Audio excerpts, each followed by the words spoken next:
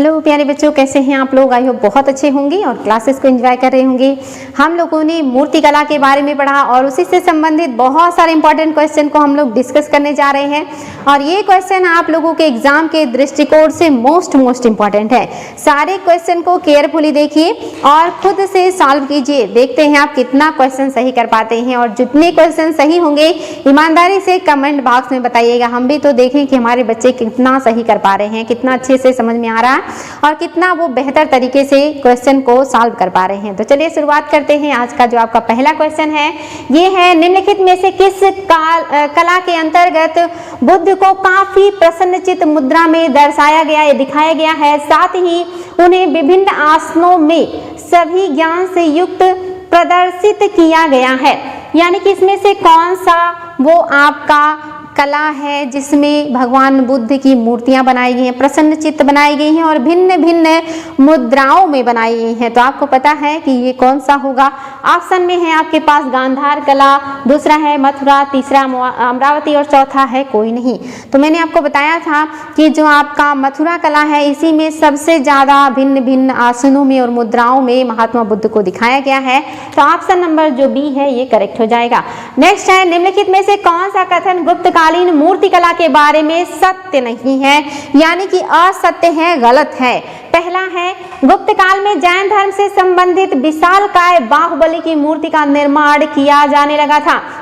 यानी कि गुप्त काल में विशाल मूर्तियों का निर्माण किया जाने लगा था। जैसा बाहुबली की मूर्ति बनी है इस तरह की मूर्तियों का निर्माण गुप्त काल के समय शुरू हो गया था। क्या ये सही है? दूसरा है, गुप्त कालीन मूर्ति कला में केवल हिंदू एवं जैन से संबंधित मूर्तियों का निर्माण किया गया है।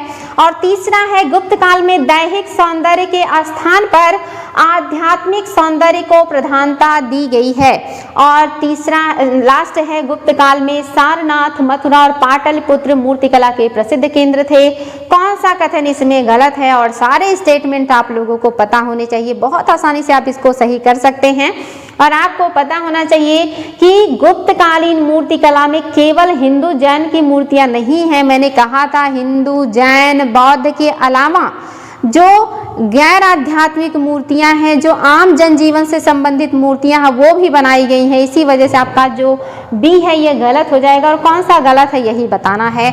अब अपने आप आपको पता चल गया होगा कि अन्य जो है वो सारे सही हैं, बिल्कुल करेक्ट हैं। नेक्स्ट है, निम्न कथनों में कौन सा असत्य है? इसमें कोई है जो गलत है। चालुक्यकालीन मूर्तियों पर गुप्त एवं पल्लव शैलियों का प्रभाव पड़ता है। क्या चालुक्यकालीन मूर्तियों पर पल्लव और गुप्तों का प्रभाव है? दूसरा, 1987 में एलिफेंटा को यूनेस्को की विश्व विरासत सूची में शामिल किया गया है। और तीसरा, चोल कलाकारों ने पत्थरों की अपेक्षा धातु मूर्तियों का निर्माण अधिक किया है। कौन से आपके पॉइंट्स हैं जो कि असत्य हैं? क्या केवल पहला गलत है? क्या दूसरा गलत है? क्या तीसरा गलत है? या इनमें से कोई गलत नहीं है, यानी कि सभी सही हैं। तो आपको पता होना चाहिए कि बिल्कुल सही है। चालुक्य जो है वो बीच में है, नीचे पल्लव है, ऊपर गुप्त है, तो दोनों का प्रभाव जाहिर सी बात है पड़ेगा। तो पहला तो सही है। और दूसरा, ये तो आपका जो है तथ्यात्मक है, ये सही है कि 1987 में ही एलिफेंटा को यूनेस्को ने सूची में शामिल किया। तो आपका पहला दूसरा सही हो गया। तो आपको आसानी से मिल गया होगा कि जब पहला दूसरा सही है तो तीसरा भी सही हो जाएगा। यानी कि इनमें से ऐसा कोई नहीं है कि जो गलत हो, सभी सही है। चोल काल में धातु मूर्तियों का निर्माण ज्यादा किया गया है, जिसमें नटराजन की मूर्ति विश्व प्रसिद्ध है। और जो पत्थर की मूर्तियां हैं इनका उपयोग मंदिरों की सजावट के लिए किया गया है, जो काफी सुंदर है। पालकालीन मूर्ति कला के संबंध में कौन से कथन हैं जो कि सही हैं? पहला है, पाल काल में मूर्तियों के निर्माण गया और राजमहल के भूरे एवं काले रंग के मुलायम बेसाल्ट पत्थरों का उपयोग करके बनाया जाता था। दूसरा, पालकालीन मूर्ति कला पर सारनाथ कला का प्रभाव है। तीसरा, पाल काल में मुख्य रूप से देवताओं की मूर्तियों का ही निर्माण किया गया है। और चौथा, पाल कालीन मूर्तियां लेख युक्त हैं और उन पर तिथियों का भी अंकन किया गया है। तो आपको बताना है बच्चों इनमें से कौन से स्टेटमेंट है जो सही है। क्या पहला सही है, क्या दूसरा तीसरा सही है, या तीसरा चौथा सही है, या सभी सही है। तो ये भी बहुत अच्छा है और बहुत ही आसान भी है, जो कि ये पॉइंट बिल्कुल क्लियर होना चाहिए। बिहार के गया में और राजमहल झारखंड में मूर्तियां बनाई जाती थी पाल काल में। और ये मूर्तियां जो है सारनाथ कला से प्रभावित है, क्योंकि सारनाथ वहीं है, बगल में है, तो जाहिर सी बात है जरूर प्रभावित होंगी। और जो आपका तीसरा है बिल्कुल है मुख्य रूप से देवी देवताओं की मूर्तियां बनाई गई हैं, जिसमें बौद्ध धर्म के देवी देवताओं की मूर्तियां ज्यादा बनाई गई हैं। और आपका जो लास्ट है ये लेख युक्त है और इन पर तिथियां अंकित है, ये भी आपका एकदम करेक्ट है। ऑप्शन नंबर डी करेक्ट हो जाएगा। नेक्स्ट है शिव की दक्षिणा मूर्ति प्रतिमा उन्हें किस रूप में प्रदर्शित करती है? ध्यान मग्न, विश्राम करते हुए, नृत्य करते हुए या शिक्षक के रूप में? याद रखेंगे शिव की दक्षिणा मूर्ति प्रतिमा उन्हें किस रूप में प्रदर्शित करती है, दर्शाती है? तो ये आपके लिए नया होगा, शिक्षक के रूप में ये दर्शाती है या प्रदर्शित करती है। और नेक्स्ट है आपका बोधिसत्व पद्मपाणि का चित्र सर्वाधिक प्रसिद्ध और प्रायः चित्रित चित्रकारी है जो किस गुफा में मिलता है? तो ये भी बहुत ही आसान है, आपके पास अजंता है, बदामी है और बाघ है, एलोरा भी है। तो आपको बताना है कि सर्वाधिक प्रसिद्ध जो प्रायः बोधिसत्व पद्मपाणि जिनके हाथ में कमल है, ये कहाँ देखने को मिलता है? तो आपको पता होना चाहिए कि कौन सी गुफाओं को पूरी तरह से बौद्ध धर्म को समर्पित किया गया है, और जो समर्पित है उसी में बौद्धों से संबंधित विभिन्न मुद्राओं और विभिन्न कलाकृतियों का अंकन किया गया है। तो अब समझ में आ गया होगा कि आपका अजंता, जिसको कोई नहीं जानता, जो गुप्त काल का है, यही है। नेक्स्ट है भारत में कला और पुरातात्विक इतिहास के संदर्भ में कथनों से किस एक का सबसे पहले निर्माण किया गया? यानी कि इसमें से जितनी भी चीजें बनाई गई हैं इनमें सबसे जो पहले बना था, यानी कि जो कि आपका सबसे पहले बनाया गया है वो कौन सा होगा? तो ऑप्शन में है भुवनेश्वर स्थित लिंगराज मंदिर, दूसरा धौली स्थित शैलकृत हाथी, तीसरा है महाबलीपुरम स्थित शैलकृत स्मारक और चौथा है उदयगिरी स्थित बराह मूर्ति। तो आपको बताना है बच्चों इसमें से कौन है जिसका निर्माण सबसे पहले किया गया है। और ये भी आप लोगों के लिए बहुत इंपॉर्टेंट है और एग्जाम में आया है, आईएएस के एग्जाम में क्वेश्चन आया था। और आपको पता होना चाहिए कि जो धौली स्थित शैलकृत हाथी की मूर्ति है यही सबसे पहले निर्माण किया गया है। लिंगराज भुवनेश्वर का जो है आप जानते हैं ये कोणार्क है और ये नागर शैली का है। और आपका महाबलीपुरम ये पल्लव काल का है जो कि काफी बाद का है, यानी कि नवीन है। और आपकी जो उदयगिरी की गुफा है ये भी आप जानते हैं गुप्त काल से संबंधित है। और ये जो आपकी धौली है ये पहले यानी कि सबसे पहले बना था, प्राचीन है, ये जो है मौर्य के आसपास का है, इसलिए ये सबसे प्राचीन है। तो ये आपका सही आंसर हो जाएगा। नेक्स्ट जो है आपका क्वेश्चन, भारत में सांस्कृतिक इतिहास के संदर्भ में पंचायतन शब्द किसे निर्दिष्ट करता है? पंचायतन को मैंने बहुत ही अच्छे से बताया है और पंचायतन को सुकनासिका के नाम से भी जानते हैं। और अब आपको इसमें कोई कंफ्यूजन नहीं होना चाहिए कि ये क्या है। पहला है ग्राम के ज्येष्ठ जनों की सभा है पंचायतन, आईएएस का क्वेश्चन है ये। धार्मिक संप्रदाय है पंचायतन, मंदिर रचना की शैली है पंचायतन, या प्रशासनिक अधिकारी है पंचायतन। तो इसमें बच्चे कंफ्यूज हो जाते थे, लेकिन आप लोग कंफ्यूज नहीं होंगे क्योंकि आप लोगों को मैंने बहुत क्लियर तरीके से बताया है कि ये मंदिर निर्माण की एक शैली है जो कि मध्य में मुख्य देवता की मंदिर, भव्य मंदिर होता है और चारों कोने पे सब मंदिर बनाए जाते हैं। 5 मंदिरों का समूह होता है, इसी को पंचायतन कहते हैं। नेक्स्ट है भगवान बुद्ध की प्रतिमा कभी कभी एक हस्त, ये भी आईएएस का क्वेश्चन है और मुझे पता है कि ये बहुत ही आसान है आप लोगों के लिए। आपको कल के क्लास में मैंने इसको बहुत अच्छे से बताया है कि आपकी भूमि स्पर्श मुद्रा क्या दर्शाती है। भूमि स्पर्श मुद्रा में भगवान बुद्ध किस तरह की बातों को दिखाते हैं या दर्शाते हैं, तो देख लेते हैं भूमि स्पर्श मुद्रा क्या संदेश देती है। मार द्वारा, मार कौन है? एक राक्षस है, एक निगेटिव शक्ति है।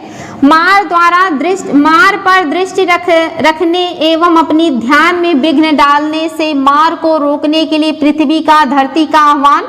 क्या भगवान बुद्ध पृथ्वी का आह्वान कर रहे हैं कि आप मार के ऊपर दृष्टि रखिए और वो मेरे साधना में विघ्न डाल रहे हैं, आप जो है इस बात की साक्षी बनिए।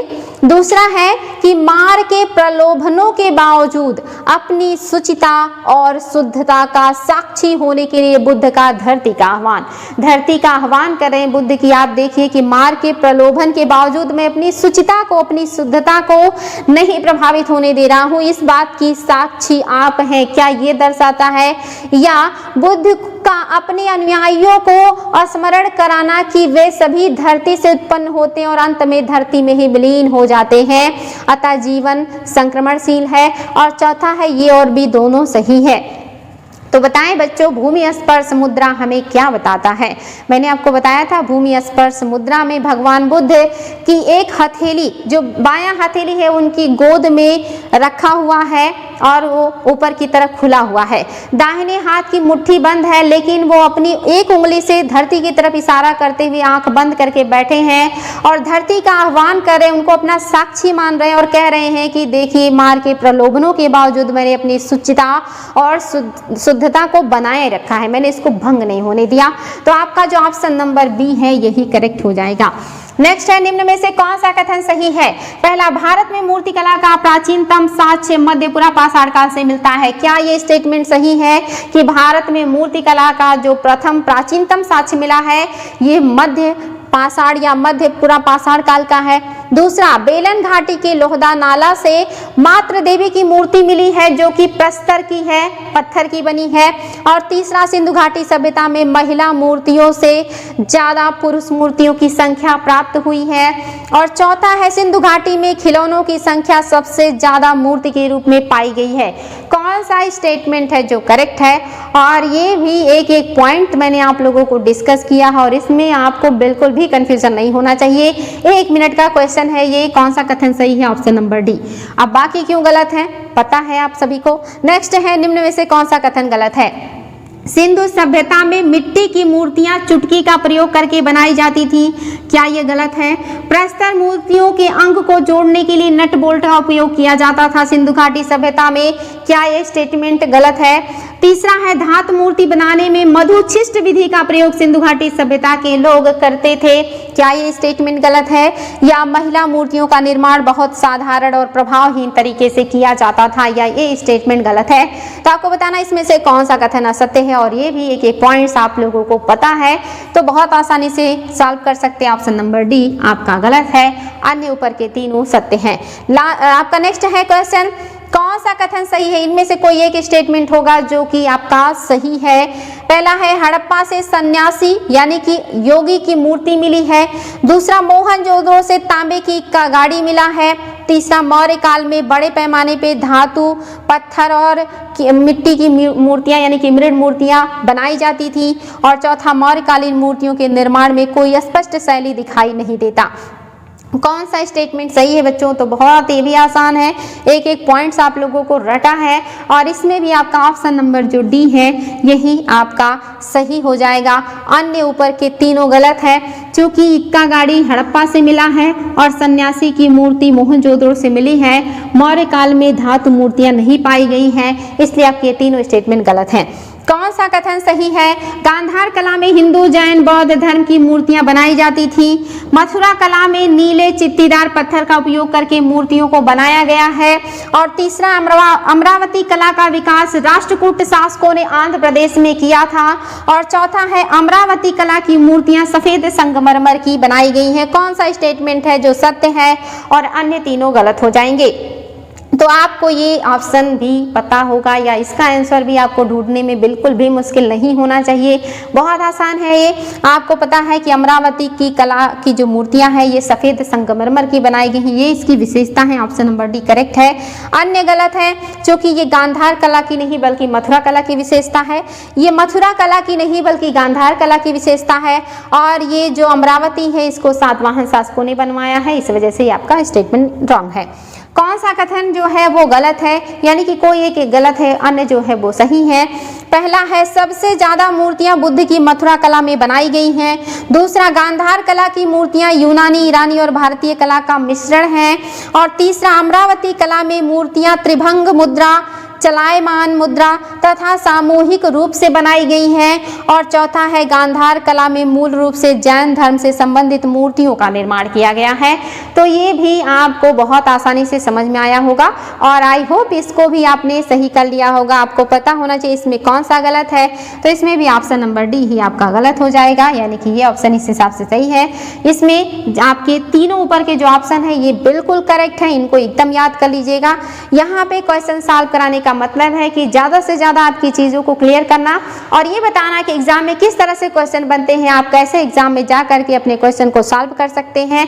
हमेशा सारे पॉइंट्स रटना नहीं है, बहुत सारी चीज़ों को समझ करके अपने दिमाग को वहाँ पे एक्टिव करके बहुत सारे सवालों का आप सही जवाब ढूंढ सकते हैं। अगर आपने उसको समझा है, आपका कॉन्सेप्ट क्लियर है, तो कैसे भी क्वेश्चन घुमा करके एग्जामिनर बनाए तो आप उसमें बिल्कुल नहीं फंसेंगे। और इसी उम्मीद के साथ हम आपके आगे की क्लास को भी कंटिन्यू रखेंगे। डेली की क्लास को अटेंड करें, क्वेश्चन को सॉल्व करें और अपने परफॉर्मेंस को भी बताएं और अपना प्यार और सहयोग बनाए रखें। आज के लिए इतना ही। Thank you.